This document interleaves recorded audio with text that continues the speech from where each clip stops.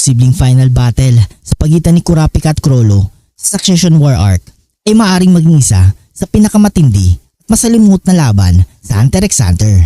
Pareho silang may malalim na personal na motibasyon at nakatali sa mas malalaking kwento ng kapalaran at pagiganti. Ang laban ni Kurapika at Chrollo ay hindi lamang isang simpleng tunggalian ng kapangyarihan.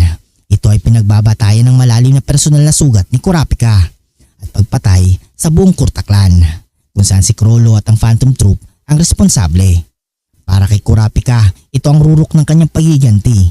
Samantalang para kay Chrollo, maaari makita niya ito bilang isang laban na nagpapatunay ng kanyang kakayahan bilang leader ng Phantom Troop at isang paraan upang mapalakas pa ang kanyang reputasyon. Maaaring gamitin ni Kurapika ang emosyonal na aspeto ng laban upang isentro ang kanyang diskarte. Kung magtagumpay siyang makontrol si Chrollo gamit ang kanyang chain jail, maaari niyang subukang painain ang isipan ni Chrollo sa pamamagitan ng pagbabalik ng alaala ng pagpatay sa Kurta clan.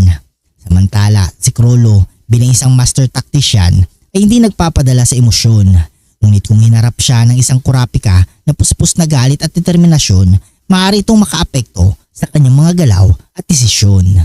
Si Chrollo ay kilala sa kanyang skill hunter, isang kakayang magnakaw at gumamit ng iba't ibang nen techniques. Isa itong malaking bentay laban kay Kurapika, lalo na't napakalawak ng nen arsenal ni Chrollo, kabilang na ang Black Voice, Sun and Moon at Order Stamp. Ibig sabihin, malamang ay magiging unpredictable ang kanyang mga galaw.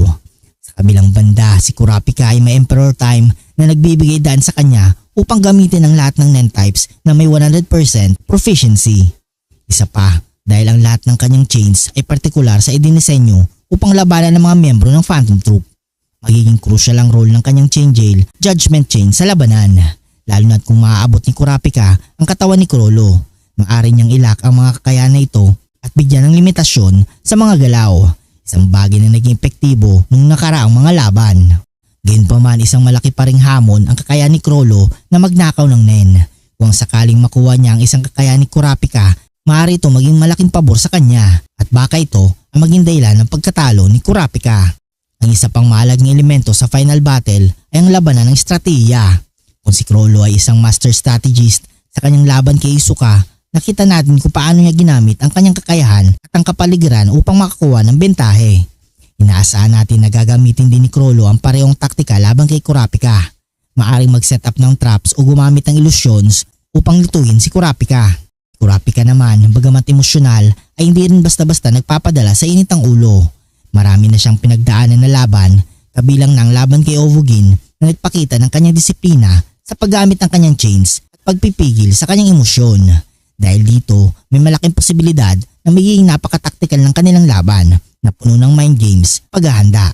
Ang laban na ito ay maaaring magdala ng moral na tema. Parehong pinangahawakan ni Kurapika at Chrollo ang kanilang sariling mga prinsipyo. Kurapika ay driven ng kanyang pagnanasa para sa hustisya at pagiganti, samantalang si Chrollo ay naniniwala sa kalayaan at ang karapatan niyang pamunuan ng Phantom Troop na walang hadlang. Ang kanilang labanan ay maaaring humantong sa isang malalim na pagninilay sa tunay na kahulugan ng hustisya at kung sino ang tunay na tama. Sa uli, magiging mahalaga kung si Kurapika ay mananatiling nakatuon sa kanyang moralidad o kung mahuhulog siya sa parehong madilim na landas ng pagiganti na nagpapalakas lamang ng karahasan. Kung tatalunin niya si Chrollo, ano nga ba ang mangyayari sa kanyang buhay pagkatapos? Magiging malaya ba siya mula sa kanyang pagiganti o makikita niyang walang kabuluhan ang lahat? Isa pang komplikasyon na dapat isaalang-alang ay ang papel ng Succession War.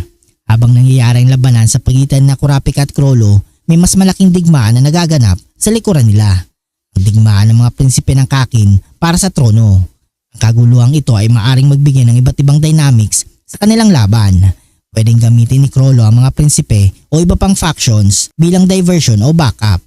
O pwedeng maganap ang laban sa isang mas chaotic na kapaligiran na magpapahirap sa parehong panig na tumututok.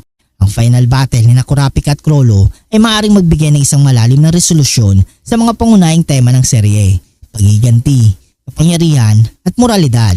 Sa estratehiya at kakayahan, parehong pantay ang mga laban. Si Chrollo ay may napakalawak na nen arsenal at taktikal na talino. Ngunit si Kurapika ay may mga special na chains na partikular na dinisenyo upang kontrolin ang mga miyembro ng Phantom Troop.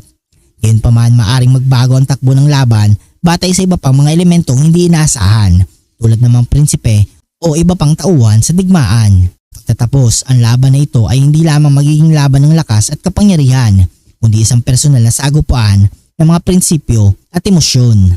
Ang resulta ay nakasalalay kung alin sa dalawang ito ang mananaig sa uli.